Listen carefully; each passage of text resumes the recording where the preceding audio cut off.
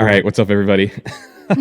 Billy Botieff here, your host for the Willamette Valley Spotlight, and this is a place where we talk with our local professionals about who they are, what they do, and what kind of impact they're making in their community. But today we have a really awesome guest. She is the number one mom in the area for the last 13 years. She is a local realtor who really strives to help her people in her community. And without further ado, welcome Mrs. Nicole White. Thank you for having me. You're so welcome. So tell us a little bit about yourself and who you are, what you do. Sure. So my name's Nicole White. I'm a realtor with EXP. I grew up in Clark County. So I was actually born right up the street. Cool. Which is bizarre to drive by sometimes. I was raised primarily by my dad, a blue collar worker, very blue collar family. So learned at a young age that you have to work very hard for the things that you want and the things you want to keep. Yeah. And if it breaks, you fix it. Yeah. You don't just go buy a new thing because you don't have the money to do that.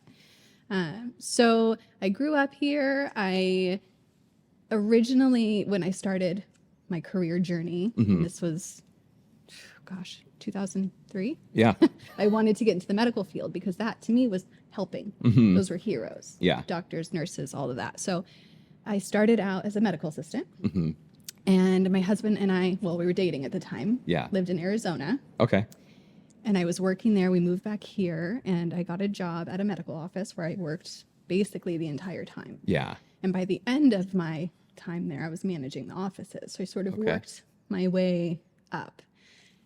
But at the same time, during that period, my dad had unexpectedly passed away. And so it started to change the wheels of thought. Yeah. And how do you want to live your life? Because we're only here for so long. Yeah. Truly only here for this little bitty bit of time. Yeah. Is driving into Oregon, is firing people, hiring people, laying people off. Yeah. What makes sense and feels good. Yeah. And it wasn't. Yeah. I wanted to help the patients feel better and know that they could call me and get the answers. Yeah, you want to be that person that they can rely on. And it turned into I was the one they called when they were angry and upset. Yeah. Which is fine, but it's not the goal. So COVID hit, everything shut down, everyone was staying home, and it was an interesting time where I could reflect internally. You know, staying home with your kids and homeschooling and working 80 plus hours a week from home, managing 30 some people. Yeah. It was a lot. It was a toll. And finally, I just said to my husband, I'm like, this isn't it. I need to be home with my kids. I need to do something in the community I grew up in. Yeah. And for myself. Cool. Yeah. And so what was that mind shift like? It was emotional. It was major because it was just like a light switch turned off and then turned back on. Yeah. It's like, what are you doing? Yeah. Well, you're home now and you're helping your kids grow and you're helping them, but then you're also having to lay people off. Yeah. Single moms that I don't want to do that. Yeah. So I just sort of sat up in bed one night. It was, I think, 3 a.m, which I don't wake up. If anyone knows me, I'm a sleeper. If you wake me up, I'm not happy. So I just sort of sat up out of bed. It was kind of close to my birthday. And I told my husband, I was like, I'm going to go into real estate. Yeah.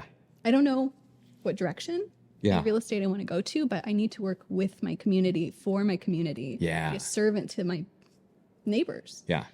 And he's like, cool, sign up in the morning. Yeah. Right? Just let me go back to sleep. Go do you. Let me go back to bed. So the next morning I signed up for classes, plowed through all the classes. That was my focus. Yeah. Started taking meetings with different companies and groups around town.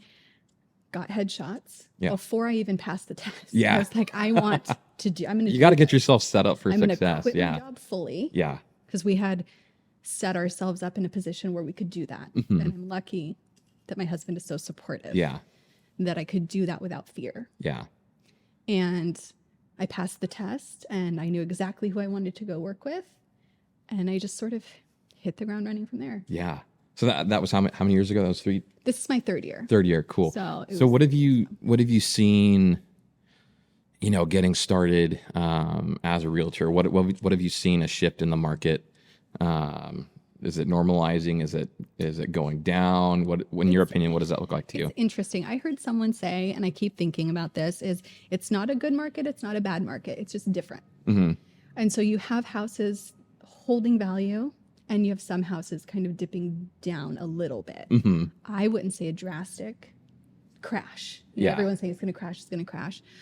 I've seen it kind of normalize. And now it's more on the buyer's side. Yeah. But in the last 2 weeks or so, we've seen people come out in the masses again. Yeah. So it's like they woke up from this winter hibernation. Interest rates have gone up a little bit, but now there's a little more give. Mm-hmm. I feel like personally. Yeah.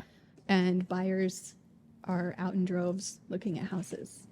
So what would you say to the person who is looking to buy a home, or they're wanting to wait, or they want to wait and see what happens? They're waiting for certain things to happen in the market. What would you say to that client? I tell them that ultimately when it's the right time for them to buy, it's the right time for them to buy, no matter what the market's doing. Yeah. Because we were at a peak in the market, mm-hmm. and now everything's settling down. Interest rates are still up, so it's not, there's intention behind raising interest rates. It's right. So things don't go bad. Right. Don't get worse. Right. But I would say, spring is coming. Mm-hmm. That's when things are busy. So right now, okay, interest rates are a little bit higher, but you can work with a seller to buy that rate down. Yeah. Or in the spring, you have more competition, and you're essentially paying the same thing. Yeah. So when I look at it, the same question, it's like, well, you need some place to live. You're paying a mortgage. Right. If you can afford it now, I would say don't wait. Right. Because if you're not paying your own mortgage, you're paying your landlord's, right. and you're losing out on that equity building, that amortization. You're investing in your lifelong wealth, mm-hmm. your future. Right. So I would look at it like, well, when was the best time to buy? It was yesterday. Right. When's the worst time to buy? Tomorrow. It's when you paid your rent payment. That's when is the best time? It's right now. Right. Because even though, let's say it's a first-time home buyer, mm-hmm. and they're cautious and scared because they've never gone through the process, right? It's terrifying. Yeah. And I get that. I was there. Yeah. But you buy your first house, it's not the house you're going to live in forever. Mm-hmm. You live there 2 years, 5 years, you're building the equity every time you make a payment to your mortgage. Yeah. So that in those 2+ years, you're ready to move on to a bigger house. Right. Your next house. You have this equity as your down payment. Yeah. So you're building wealth within yourself. Mm-hmm. And then you have generational wealth mm-hmm. that you could pass down to your kids and help them. So it's getting the ball rolling because rent is going up. And mm-hmm. in some cases, it's more expensive than a mortgage. Yeah. Depending on where you want to be. So what would you say, what should a client do that's looking to buy but scared? Have a conversation. Yeah. With a realtor, a lender. Every time I have somebody call me that's a first-time buyer, they have a lot of questions, and I always offer to meet them for coffee, take them to lunch, mm-hmm. because to me, having a roundtable conversation in person, it's less formal. Yeah. Then it's less scary. Yeah. And you can ask these questions, and sometimes I'll invite a lender to come with me. Yeah. Whether it's the one they use or not. Yeah. They can have this real-time conversation, and you just see them relax. Yeah. And they just calm and this is okay. This is something that we can do. This is manageable. This is because we have people, we have teams of people waiting to help, to help you build your lifelong wealth through home ownership. You just got to ask. Right. And I think that misconception that you have to have 20% down, mm-hmm.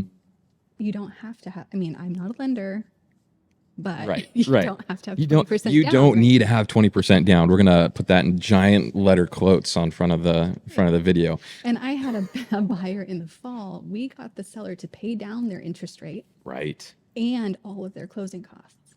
So everything happened. It's not going to happen like that every time. Mm-hmm. But when it does, everything falls into place the way it's supposed to. Right. And it's beautiful when it happens. Yeah. And even if first-time buyer, they're scared to buy, they don't really know what to do. Mm-hmm. I always say, let's have a conversation with the lender. If anything, have them look at everything, because then they can say, okay, you may not be ready today, but if you do X, Y, and Z, you'll be ready. You can game plan. 6 months. You can take the time to figure out what are your financial and personal needs, and you can set people up for success that way. It doesn't have to happen right now, mm-hmm. but let them know it's possible in the future. Right. Well, because let's say your landlord's going to kick you out. Yeah. You have 90 days to move. Had you had the conversation 6 months before, you'd be in a better position. Yep. Because if you all of a sudden, I have to move in 90 days and you have a conversation and you have 6 months of work to do, what are you going to do? Right. That happened to us. It happens to a lot of people. Well, it was funny because, story time. So we had rented for like 7 years, and I've told this story before. We rented for like 7 years, and I calculated like what was the investment that we put into rent. It was like $80,000. It's a lot. And where does it go? it just goes, it's not in my pocket. It's not in my equity building. It's not my wealth. Right. And thinking about it, like if I took that time to save or invest that into a home, you have a lot better scenario. Oh, completely. Like, and then if we bought and sold during when the market was hot a couple years ago, shoot, we would have been up like $300,000. Right. So I would say, yeah, don't wait. Don't be like Billy. Don't be like Billy. Don't be like Billy, and do something that's going to be for the betterment of yourself. It may be scary. Right. And I think a lot of people get stuck in that space of this survival mode. Yeah. The fight or flight kicks in, and Yeah. it's what do I need to do right this second, not thinking ahead. If what do I do now will affect me X amount of years from now. Right. And if I'm talking to a potential buyer, first time buyer, I'll ask them, are you in a lease? I can't help you break a lease. That's a decision you have to make on your own. If you're stuck in it for a year and you want to buy right now. Right. So kind of planning ahead for those things, because while I love selling houses, and I don't want someone to buy a house if they're really not ready. And I've had conversations with people to say that recently I had a client who just bought a house last year, first time. He wants to sell it and move to be closer to family. And I said, here's the deal. If you sell your house now, which I would love to help you with, right, it's not in your best interest to sell it right now. Yeah. Because here's all the things that come. All the things. If you haven't owned it more than 2 years, capital gains, all the stuff, right? So we had that conversation, and he's like, this is really helpful because I wouldn't have known. Right. I wouldn't have known what to do or what to expect. Yeah. And I would hate for him to come out of it. Yeah. Owe money. Yeah. Which is a possibility in that short amount of time. Yeah. So let's go back to your beginnings. What did that look like for you? Making that career switch a couple years ago. Did you have someone like who was Team Nicole for you? Who was your biggest fan? Who was your mentor through that whole process? Definitely Shannon Wheeler. So Shannon, what's up? Hi, Shannon. Hi. So when I was meeting with different brokerages and trying to get a feel for home, what made sense for me? Where did I want to start my career? Yeah. I wanted it to be not a huge corporation because I just came from that. Yeah. I just came from, I wouldn't say it was a huge corporation, but that feeling. And so when I met her, we just clicked. Yeah. Instantly clicked. And she's been in the business a long time. Like 100 years, right? 150, but look, she looks 22. So I knew I had this like gold nugget of wealth and information, and I was going to take it and I was going to apply it and not use it or waste it. Yeah. And what was that advice? What did that look like? It was be yourself. Yeah. It was very much like, this is your business. You are your own business. I'm here to help you, answer your questions, brainstorm. We're a team. Yeah. Right. So you have this person that's been in the game a long time teaching you that this is a community, not a competition. Right. Yes, we are technically competitors when it comes to if we have two buyers vying for the same house. Yeah. But we're working together for a common goal. It's like basics. Completely. Yeah. What are the basic, like, I'm assuming they nothing's changed. No, it's how you personally want to run your business. Yeah. And connecting with people who have the same values. Yeah. And it comes from helping. Yeah. And that was her biggest thing was I just want to help people, whether it's buy or sell or find a contractor for their house, or they'll call me on a weekend and say, who do you have for this? Or, you want to be that person. Yeah. And we both aligned in that same way. Yeah. And so we still work together to this day. We made a brokerage switch, and she did too. And we said, you know what, we're not joining a quote unquote team, but we're working together cohesively. Yeah. It's like a team because we should help each other. How important do you think that is to have a mentor or someone to rely on to be your accountability partner? It's massive. Yeah. I think there are a lot of new brokers that do fail because they don't have that person or that Yeah. team behind them. And when I decided to get into all of this, Mhm. like, I want a team. I don't want to pay a premium for a team. Yeah. That's because I do the numbers, right? It didn't make sense to me. Mm-hmm. While there is value in it, and a lot of teams are great, for Yeah. me personally, I wanted that closeness, Mm-hmm. and that's just what happened for me. I think that's the key point is it's what works for you. Right. It's being your authentic self. Yeah. It's being that person that you can be the same person whether you're at work or at home or at church or at a community event, whatever that is. Right. You wear the same hat every day. Right. And everyone's personality is different. So what works for me Mm-hmm. may not work for other people. Yeah. Right. So because her and I and, you know, other team members, we really kind of melded together well. Yeah. And we work in the same kind of way. Someone else may need something a little bit different because Yeah. I'm very self-motivated. Yeah. And in this industry, you have to be self-motivated. Yeah. The buyers are not going to come to you. Do you think it's a little less of the golden rule and more of like the platinum rule? Uh-huh.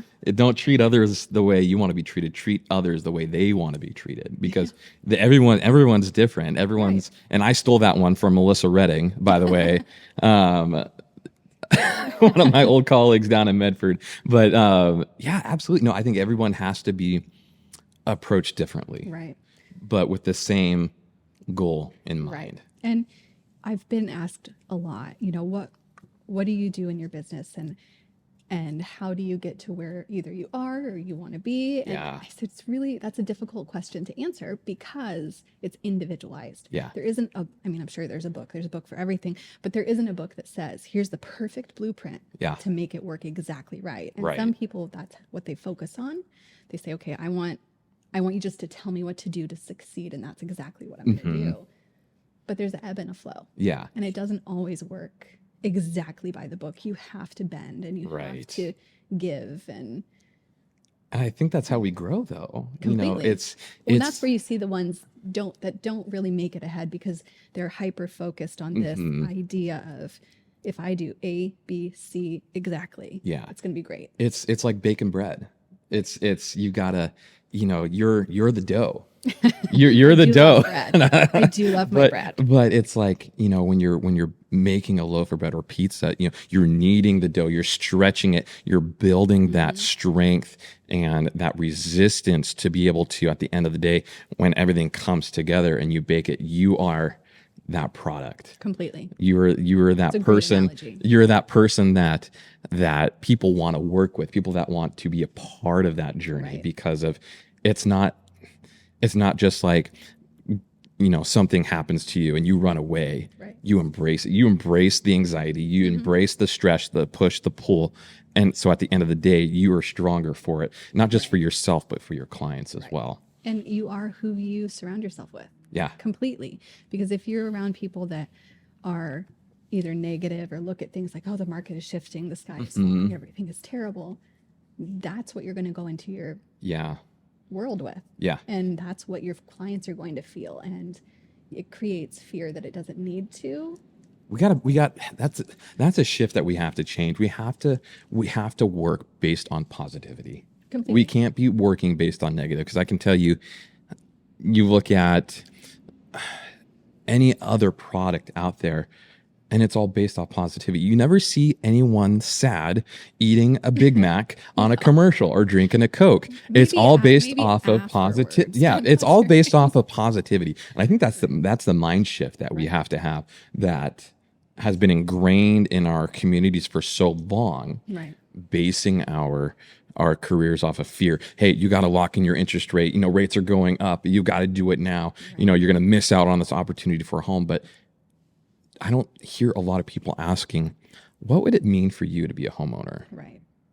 It's that positive intent with everything that we do. When I go to a listing appointment for a seller, for example, I'm not bringing a bunch of stuff and papers and things, because I'm not trying to sell them. I mean, sure, I'd love them to hire me, but if the fit's right, right? If they work better with someone else, then I'm super excited for that broker, and I'll tell them high five, fist bump, you know, all the things. But I tell them when I sit down, I want just get to know you and your house and your goals and what brought you to want to sell. Yeah. Because that's going to help me later. And then we'll do the numbers. Yeah. Then we'll really look at everything and I'll bring it back later. Yeah. So most of the time it's like, oh, okay. Yeah. That's great. We can make this happen. That really works. Like I want to get to know you on a personal level because you're a human. I'm a human. This is not a transaction situation, black and white. Yeah. You have to have bend. So what does that look like? Let's go a little bit personal then on that one. How do you be a mom? How do you be a wife? How do you be a realtor all at the same time without being pulled in all these other different directions? There are days where a lot of wine and caffeine are helping that situation. But honestly, I would say since I made the switch from one career to this, I'm a better mom. Yeah. I'm a better wife. I'm a better friend. Yeah. Because I have this just calmness and I'm able to breathe a little bit. Yeah. Where I also can make my own schedule. Yeah. Most of the time. Yeah. Some things get funny, but my husband is my best supporter. He's my person. Yeah. So if I need something, I know he's going to help me and vice versa. Yeah. If he has a huge golf tournament, then we work around that too, right? So we just work together. And honestly, I'm a better mom. Is it a balancing act or is it integration? It's a little bit of both. Yeah. I would say the day that because I waited to tell my kids anything until everything was final. Yeah. Because I didn't want them because my daughter, she's very tenacious. Yeah. And she'll go around telling everybody. Yeah. My of mom's course. going to sell you a house. Well, she's Like, proud I of you. haven't passed She's my so test proud yet. of you. Yeah. She's probably your number 2 fan. Oh, for sure. Yeah. And I told the day everything was kind of done and I had quit my job. Yeah. And I had left. My son was in the kitchen and he's 8. So, or he wasn't 8 at the time, but he is now. And I told him, I was like, buddy, I'm going to be here in the mornings now to get you ready for school and take you to school. And he cried. Yeah. Because I had never been able to do that before. I worked downtown Portland 10 plus hours a day. Yeah. 2 hours sitting in traffic easily. Yeah. So I saw them every day, maybe a couple of hours before bed. Yeah. And I would always let my employees, this is my own fault, but I would always let my staff go to their things with their kids because I didn't want them to miss out, but I hadn't realized how much I was missing out. Yeah. And so that day when he just kind of was happy tears, Yeah. it's like, this is where I need This to be. is what it's all about. Right. And whatever comes, we'll figure it out. Yeah. And my daughter, she's 13. She loves to help buy the staging stuff and do the things. Yeah. Hand out the stuff. So Do you think she'll ever be like your little mini me in the future? I think she is already. Yeah. Yeah. For her. I don't know that she'll get into real estate. She's more of the engineer brain. Okay. Robotics. Yeah. Super creative and smart. So I'm very curious to see what she does. That's cool. So, where can people find you online? Like, how do people everywhere. get it? Yeah. Yeah. I'm on Instagram, Facebook. I have a website. It's NicoleWhiteSellsHouses.com. Okay. And all of my links to all of my social media and everything are on there. That's cool. Well, I think this wraps it up, everybody. So thanks for Thank you. tuning in. If you want to know more about Nicole and about what she does, you can find more information about her on her website or at WillametteValleySpotlight.com or any other social media platforms out there. So we will talk to you soon and be safe out there. Thank you. Thanks, Nicole.